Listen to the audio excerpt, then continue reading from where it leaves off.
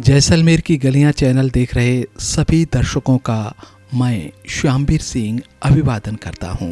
दोस्तों, आपसे एक निवेदन कर रहा हूं, बस अब आप इस वीडियो को यहीं बंद कर दीजिए। आप सोच रहे होंगे कि मैं ऐसा क्यों कह रहा हूं, क्योंकि दोस्तों मैं अब जो कहने जा रहा हूं वो सुनकर आप भी कहीं इतने दुखी ना हो जाएं कि उस पीड़ा से निकलने में आपको कई महीने लग जाएं। हाँ, यदि आपका हृदय कठोर है तो सुनिए इस सच्ची घटना को जो अब एक कहानी बन चुकी है। सुबह के 8 बजे होंगे कि मेरे फोन की घंटी बजी। मैंने फोन उठाया तो देखा कि मेरे बड़े भाई साहब का फोन है, जो कि गांव में रहते हैं। परिवार की कुशल क्षेम पूछने के बाद बोले, आज पतो नहीं रही। मैंने कहा, कौन पतो? अरे पतो को भूल गए? वही पतो जो बचपन में हमारे कपड़े सिला करती थी। हाँ, याद आया। मैंने पूछा, क्या हुआ था? होना क्या था, एक तो उम्र हो चली थी और मुझे तो लगता है कि भगवान के पास शायद अब और कोई ऐसा दुख बचा नहीं था जो कि उसको दिया जा सके, इसीलिए अपने पास बुला लिया। भाई ने दुख व्यक्त करते हुए कहा। मैंने कहा, कब? पता नहीं, सुबह पता चला है। शायद रात को गुजर गई होंगी। अकेली रहती थी, कोई साथ होता तो शायद रात को ही पता चल जाता। चलो अच्छा हुआ, अब और कितना सहन करती बेचारी। पर उसका छोटा बेटा तो था ना। अरे वो तो शादी के बाद ही अपनी पत्नी को लेकर ससुराल में रहने लगा था। 15-20 बरस हो गए, देखने तक नहीं आया। और बड़ा वाला तो अपाहिज था, वो ना तो ठीक से बोल सकता था ना चल सकता था। उसको गुजरे हुए भी 7-8 बरस हो गए। उसके बाद थोड़ी और बात की और फ़ोन काट दिया। और उसके बाद मेरी उठने की हिम्मत नहीं हुई और मैं सोफे पर ही लेट गया और सामने लगी मेरी बचपन की एक फ़ोटो को देखने लगा। मुझे याद है, मैं 5 साल का था, तब अपने बहन और भाइयों के साथ तीज का मेला देखने गया था। उस मेले में ये फ़ोटो खिंचवाई थी। आगे की पंक्ति में मेरी भाभी नन्ही भतीजी को गोद में लिए मेरी बहन के साथ बैठी थीं। उसके पीछे मेरे मझले भाई व छोटा भाई और सबसे पीछे मैं खड़ा था। इस फोटो को देखकर मुझे वो दिन याद आ गया जब मैं पहली बार माँ के साथ पतो के घर पर गया था। दरअसल उस दिन मैं बड़ा खुश था। मैं घर के बाहर खेल रहा था, तभी एक बजाज यानी कपड़ा बेचने वाला आया, जो कि गांव का ही एक व्यक्ति था जो कपड़ा बेच रहा था। मोहल्ले भर की औरतें कपड़ा देख रही थीं और बच्चे उस बजाज के आसपास खड़े उन कपड़ों को देखकर अपनी माँ या दादी से कपड़े खरीदने की फरमाइश कर रहे थे। तभी माँ ने मुझे आवाज़ लगाई। मैं दौड़कर गया, देखा माँ के हाथ में एक कपड़े का थान था, महरून कलर का। देखिए कैसा है, माँ ने कहा। मैंने हाथ लगाया। हाँ, बड़ा चिकना कपड़ा था, ऐसा पहली बार देखा था। इससे पहले तो हम खादी या सूती के कपड़े की ही शर्ट पहना करते थे। माँ ने कहा, ये पॉलिस्टर है, पहली बार लेकर आया है, तेरी शर्ट के लिए ठीक रहेगा ना? मैंने हाँ में सर हिलाया। माँ ने भाव पूछा तो 12 रुपये मीटर था। भाव सुनकर सब चौंक गए। एक दादी कहने लगी, अरे 12 रुपये में तो सब घर के कपड़े बन जाएं। सच में उस समय सूती कपड़े का भाव महज 1 रुपया या 1.25 रुपये मीटर था। पर फिर भी मेरी माँ ने भाव ताव करके मेरे लिए 1 मीटर कपड़ा ले लिया और मुझे पकड़ा दिया। मैं कपड़ा लेकर घर चला आया। मैं बड़ा ही खुश था। थोड़ी देर में माँ भी आ गई और बोली, चल पतो बुआ के पास सिलवाने डाल देते हैं, होली तक सिल जाएगा। मैं बड़ी खुशी खुशी माँ के साथ चलने लगा और फिर पटी गली पार करते हुए पुराने जमींदारों के घर के पीछे चढ़ाई पार करने के बाद एक कच्ची कोठरी नजर आई। मैंने देखा उस कच्चे कोठे में एक महिला कपड़े सिल रही थी। हम उस कमरे के बाहर पहुंचे ही थे कि वो महिला मशीन छोड़कर बाहर आ गई। माँ से दुआ सलाम की और मेरे सर पर हाथ फेरा। बोली, कैसा है बेटा? मैं बड़ा शर्मीला था। मैंने सर से हाथ हटाते हुए माँ के दूसरी तरफ जाकर खड़ा हो गया। पतो बुआ को वो कपड़ा दिया। पतो बुआ ने वो कपड़ा देखा और कहा, ये तो बड़ा महंगा होगा। माँ ने कहा, हाँ, पर बच्चों के लिए महंगा सस्ता क्या, सब उनके लिए ही तो करते हैं। पतो बुआ ने मुझे नाप लेने के लिए बुला लिया और अपनी गोद में बिठा लिया।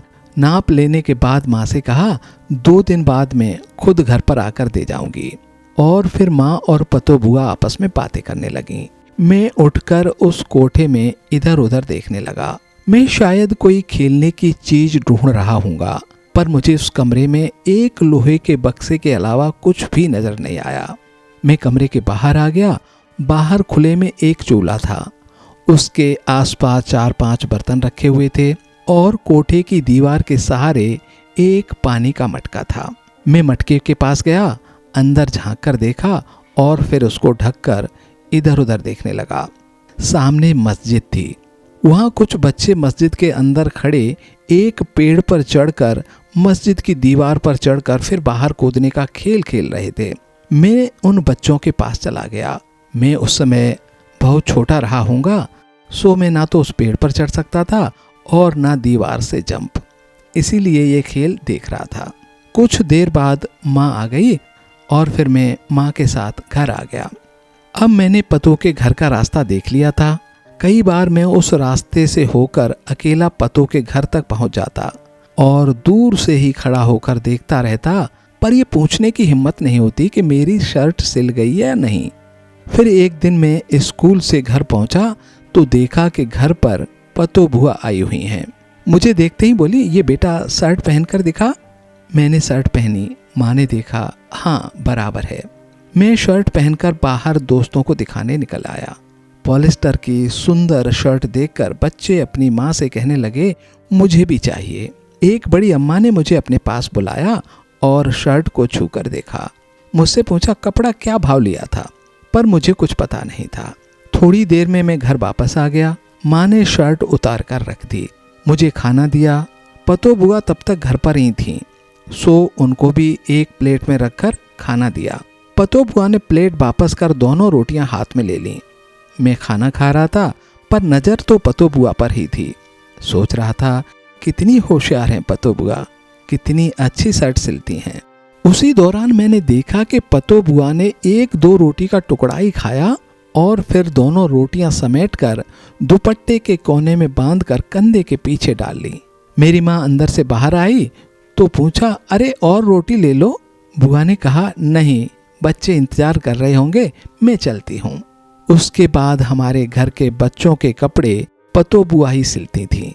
रोजाना शाम को वो हमारे मोहल्ले में आती और जिसको कपड़े सिलवाने होते उनको बुलाकर बच्चों का नाप दिलवा देती और पतो बुआ कपड़े लेकर चली जाती, फिर सिलकर घर पर ही दे जाती थीं।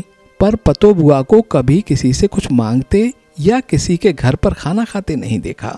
कोई खाना देता तो वो अपने पल्लू में बांधकर शायद बच्चों के लिए लेकर जाती थी।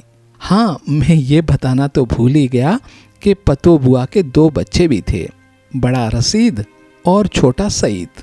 बड़ा वाला कहने को तो लड़का था, पर उसका एक हाथ तो बिल्कुल बेकार था और दूसरा पूरी तरह से काम नहीं करता था, ठीक से चल भी नहीं सकता था। मैंने ऐसा सुना था कि वो ना लड़का था ना लड़की, हाँ अपाहिज जरूर था। छोटा सईद मेरे हमउम्र था और वो बिल्कुल ठीक था।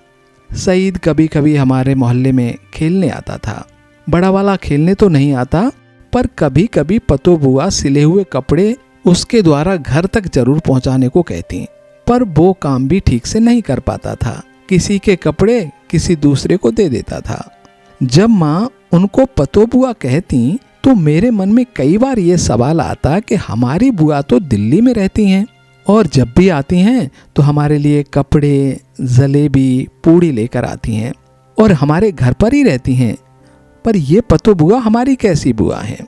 एक दिन हिम्मत करके मैंने माँ से पूछ लिया। तब माँ ने मुझे पतो बुआ की पूरी कहानी सुनाई। यदि अब तक आप मेरे साथ हैं तो अब भी वक्त है कि आगे इस वीडियो को मत देखिएगा, क्योंकि अब मैं पतो बुआ के जीवन की दुख भरी दास्तान प्रस्तुत करने जा रहा हूँ। पतो बुआ का बचपन का नाम राजश्री था। वह राजपूतों की लाडली बेटी थी। राजश्री के पिता हमारे ही मोहल्ले में रहते थे। वे बड़े स्वाभिमानी और कट्टर हिंदू थे। हमारे गांव में ऊंचे टीले पर जमींदारों का बहुत बड़ा घर है। आजादी से पहले जमींदार तो देश छोड़कर कराची चले गए, लेकिन जमींदार के कुछ रिश्तेदार यहाँ पर रह गए और अब तक उस घर में रहते हैं। एक बार जमींदारों के यहाँ शादी थी। दूर दूर से मुसलमान खाना खाने आ रहे थे। क्योंकि मुसलमान लोग दावत में गाय का मांस परोसते हैं, इसीलिए कोई भी हिंदू इन जमींदारों के यहाँ खाना खाने नहीं जाता। यहाँ तक कि छोटे छोटे बच्चों को भी समझाया जाता कि कभी भी जमींदारों के घर खाना तो दूर, पानी भी नहीं पीना, नहीं तो तुम भी मुसलमान बन जाओगे। ये सब कुछ हमें समझाया गया था, इसीलिए हम जमींदारों के घरों के आसपास कम ही जाते थे। लेकिन उस दिन जमींदारों के यहाँ दावत में राजश्री छोटी बच्ची थी, खेलते खेलते पहुंच गई और वहां पर किसी ने खाना खाने बिठा लिया। गांव के ही एक मुसलमान जो वहां खाना खा रहा था, ये खबर राजपूतों के मोहल्ले में फैला दी। राजपूतों ने अपने लोगों को वहां भेजा तो देखा सच में राजश्री खाना खा रही थी। ये खबर राजपूतों के मोहल्ले में आग की तरह फैल गई। सभी बुजुर्ग इकट्ठे हुए और अंत में राजपूतों ने फैसला किया कि अब इस बच्ची को कोई भी अपने साथ नहीं रखेगा, क्योंकि उसने गाय का मांस खा लिया था और अब वो हिंदू नहीं रही थी। और जिसने भी उसको अपने साथ रखने की कोशिश की तो उसको भी समाज से बाहर निकाल दिया जाएगा। सभी ने अपने बच्चों को घर के अंदर बंद कर लिया। जब राजश्री खाना खाकर अपने घर पर आई तो देखा कि पूरे मोहल्ले में सन्नाटा है, सारे दरवाजे बंद हैं। वह अपने हाथों में कुछ खाना साथ लाई थी, शायद अपने भाई और बहनों के लिए। घर पर आकर दरवाजा पीटने लगी, पर दरवाजा नहीं खुला। अंदर उसकी माँ और छोटा भाई बार बार दरवाजा खोलने जाते, पर राजश्री के पिता समाज के डर से दरवाजा नहीं खोलने देते। हार थक कर राजश्री दूसरे दरवाजे पर गई, वहां भी किसी ने दरवाजा नहीं खोला। फिर तीसरे चौथे दर दर मोहल्ले में भटकती रही, पर कोई भी दरवाजा नहीं खुला। रात के 8 बज चुके थे। राजश्री अभी भी अपने मोहल्ले में रोते रोते भटक रही थी। गांव के जमींदार को खबर लगी कि राजश्री को मुसलमानों का खाना खाने की वजह से घर से ही नहीं, मोहल्ले भर के लोगों ने उसको निकाल दिया है। उसको कोई भी घर में नहीं घुसने दे रहा है। जमींदार ने अपना आदमी भेजकर राजश्री को वहां से अपने घर बुलवा लिया, पर घर की औरतें उस बच्ची को अपने घर में रखने को तैयार ही नहीं थीं। जमींदार ने उस बच्ची को अपने एक दास को दे दिया। जब जमींदारी प्रथा थी तब ये लोग कुछ लोगों को घर का काम करवाने के लिए खरीद कर लाते थे। उन्हें दास कहा जाता था, क्योंकि जमींदार तो कराची चले गए थे और दासों को अपने साथ ले गए। लेकिन उनमें से एक दास यहीं रह गया था। उसका जमींदारों के घर के बाहर एक कच्चा कोठा था, उसी में रहता था। अब राजश्री उस दास के साथ रहने लगी। राजश्री की उम्र अभी महज 5 साल ही थी। उसकी देखभाल करने वाला कोई नहीं था। दास सुबह खाना खिलाकर उस कोठे में बंद करके जमींदारों के घर काम करने चला जाता था और जब शाम को आता तो खाना वगैरह देता था। बड़ी ही करुणामय जिंदगी जी रही थी राजश्री। जब दास के पास कोई आता और पूछता कि ये कौन है, तो सबको बोलता पतो नहीं भाई, पतो नहीं भाई। कहते कहते लोग उसको पतो बुलाने लगे। इसी तरह 6 साल गुजर गए। एक दिन अचानक दास गुजर गया। पतो बहुत रोई, क्योंकि अब तो वही सब कुछ था उसका। 11 वर्ष की उम्र में पतो फिर से अनाथ हो गई। अकेली उस कोठरी में रहती। कभी कभार उस जमींदार के घर से खाना मिल जाता, पर जमींदार की औरतें उसको कभी भी अपने घर में नहीं घुसने देती। कारण वही कि एक हिंदू की बेटी है। पर राजश्री ना तो हिंदू थी और न पतो मुसलमान। जमींदार उससे पीछा छुड़ाना चाहते थे, इसीलिए एक दिन पतो का निकाह एक 50 साल के ऐसे व्यक्ति से कर दिया गया जिसकी शादी नहीं हो रही थी। पतो अपनी ससुराल चली गई, लेकिन कुछ ही दिनों के बाद वह फिर से वापस आ गई। माँ ने बताया कि उसका पति बूढ़ा और टेढ़ा मेढ़ा था। वह घोड़े के पैरों में लोहे के नाल लगाने का कार्य करता था। ससुराल में एक कच्चा कोठा था, वह इतना नहीं कमा पाता था कि पतो का पेट भर सके, इसीलिए पतो वापस आ गई। जमींदार अपने घर के आसपास उसको भटकने नहीं देते थे, इसीलिए पतो बुआ अब हमारे मोहल्ले में कभी कभी आ जाती थी। दरअसल पतो बुआ की शादी में जमींदारों ने एक सिलाई की मशीन दी थी। पतो बुआ अपनी ससुराल से उस मशीन को लेकर वापस आई थी, इसीलिए कुछ फटे पुराने कपड़े सिलने के लिए मोहल्ले की औरतें उसको दे देती थीं। मैंने माँ से पूछा, तो क्या अब पतो बुआ अपने असली घर पर भी आ जा सकती थी? माँ ने कहा, बेटा वो तो कुछ दिनों के बाद ही यहाँ से घर बेचकर चले गए थे। वो होते तो शायद इस मोहल्ले में भी न आने देते। मैं कहानी सुनने को बड़ा उत्सुक हो रहा था। माँ से पूछा, फिर क्या हुआ? माँ ने कहा, हम कभी पतो बुआ की मदद करना चाहते थे तो वो कुछ लेती नहीं थी, कहती थी कुछ कपड़े सिलवा लो फिर दे देना। पतो बुआ थोड़ा बहुत कुछ कमाने लगी।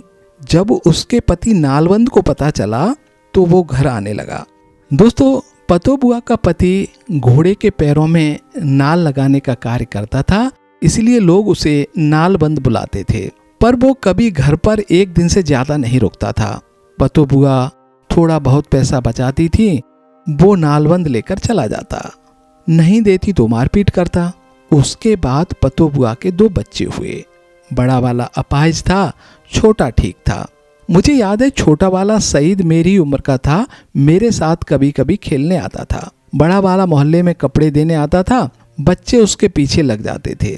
कभी कभी कुत्ते उसकी चाल देखकर भौंकने लगते। बड़ा अजीब कैरेक्टर था, ना ठीक से बोल पाता न चल पाता, यहाँ तक कि सीधा खड़ा भी नहीं हो सकता था, धीरे धीरे चलता था। मुझे याद है एक बार शहर गया था तो पुलिस वालों ने उसकी चाल देखकर समझा कि इसने शराब पी रखी है, क्योंकि वह झूम झूम कर चलता था। जब पुलिस वाले कुछ पूछें तो वो ठीक से बोल भी नहीं पाता था। सो ऐसा लग रहा था कि सच में शराबी हो। तब गांव के किसी व्यक्ति ने पुलिस को बताया कि ये शराबी नहीं, पैदाइशी ऐसा ही है। एक बार पतो बुआ ने मोहल्ले में आकर शिकायत की थी कि मैं कुछ पैसे बचाती हूँ तो मेरा पति नालबंद रात को घर पर आकर मुझसे जबरदस्ती पैसे लेकर चला जाता है। एक बार मोहल्ले वालों के हत्थे चढ़ गया, बहुत मारा उसको। बाद में नालबंद ने गांव आना छोड़ दिया। एक दिन गांव के बाहर तकिया पर मैं साथी बच्चों के साथ खेल रहा था। तकिया मुसलमानों की शमशान भूमि है। यहाँ पर देखा कुछ लोग गड्ढा खोद रहे थे, गड्ढा भी ऐसा जो कि एक आयताकार था। तभी उनमें से एक व्यक्ति ने बताया कि नालबंद मर गया। पतो बुआ उसको लेने उसके गांव गई हैं। क्योंकि नालबंद के कोई नहीं था, इसीलिए उस गांव के लोग पतो बुआ के पास आए थे। खैर, पतो बुआ शाम 6 बजे नालबंद के शरीर को लेकर शमशान भूमि पहुंच गई। गांव के चंद लोगों ने तकिया के एक कोने में उसको दफना दिया। पतो बुआ 2 बार अनाथ हुई और अब बेवा। खैर, अच्छा ही हुआ। उसने पतो बुआ को कभी अपनी पत्नी नहीं समझा, कभी एक कपड़े का टुकड़ा तक खरीद के नहीं दिया, उल्टा पतो बुआ के मेहनत के पैसे छीन कर ले जाता था। कठिनाइयों भरा समय गुजर गया।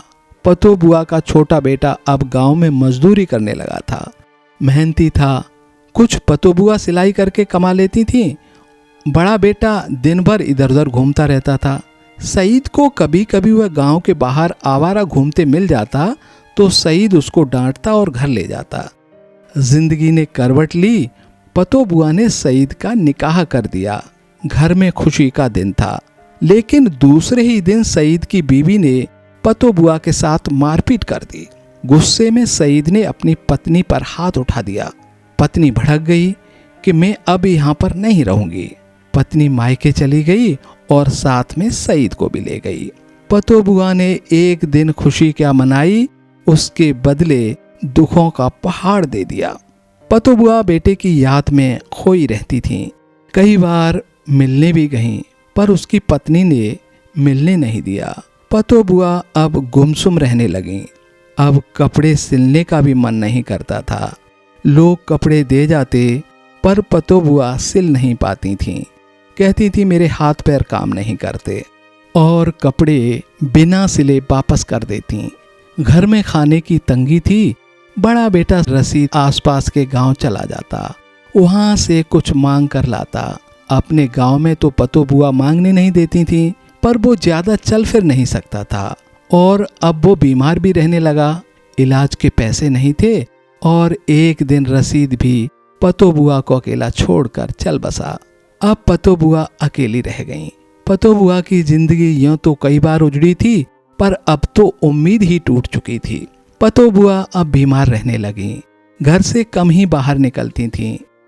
इतना बड़ा गांव, पर बाहरे गांव के निष्ठुर लोगों कभी किसी ने पतो बुआ के घर पर जाकर उनका हाल चाल नहीं पूछा। इतनी सारी गरीबी हटाने की योजनाएं इंदिरा आवास से लेकर उस समय तक न जाने कितने अरबों खरबों रुपए सरकार ने फूंक दिए, पर बाहरे अंधी व्यवस्था किसी की नजर पतो बुआ पर नहीं पड़ी। कभी किसी भले मानस ने कहा भी कि एक घर तो पतो बुआ को भी बनवा दो, तो गांव के प्रधान और ग्राम सेवक ने ये कहकर मना कर दिया कि ये योजनाएं तो शेड्यूल कास्ट और शेड्यूल ट्राइब लोगों के लिए हैं। पतो बुआ मुसलमान हैं और फिर उनकी ससुराल दूसरे गांव में है, यहाँ इनको कोई भी सरकारी लाभ नहीं मिल सकता। पता नहीं योजनाएं लोगों के लिए हैं या लोग योजनाओं के लिए। मोहल्ले वाले कुछ लोग पतो बुआ की मदद करना चाहते थे, पर वो खुद भी इतने गरीब थे कि चाहकर भी मदद नहीं कर सकते थे। और कुछ अमीर लोग इतने कंजूस थे कि खेतों में कुर्ता छांव में रखकर नंगे बदन धूप में काम करते थे कि कहीं कुर्ता खराब न हो जाए।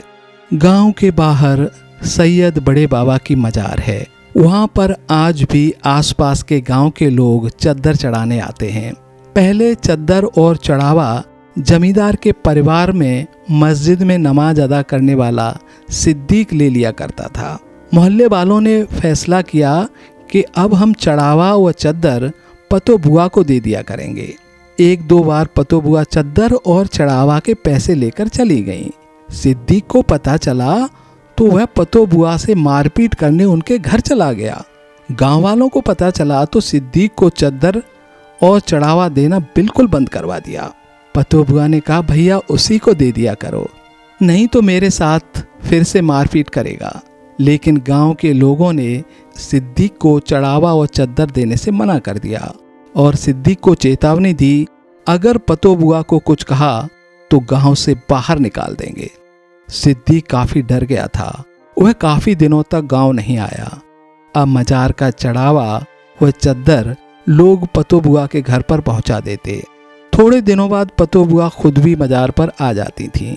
इस तरह से अब पतो बुआ का जीवन सैयद बड़े बाबा की मजार पर आने वाले चढ़ावे पर निर्भर हो गया। लेकिन अब उनका शरीर इतना कमजोर हो गया था कि शायद मजार तक आना भी उनके लिए मुश्किल था। और फिर एक दिन सुबह सुबह मेरे भाई साहब का फ़ोन आया। तब उन्होंने बताया कि आज पतो बुआ नहीं रही।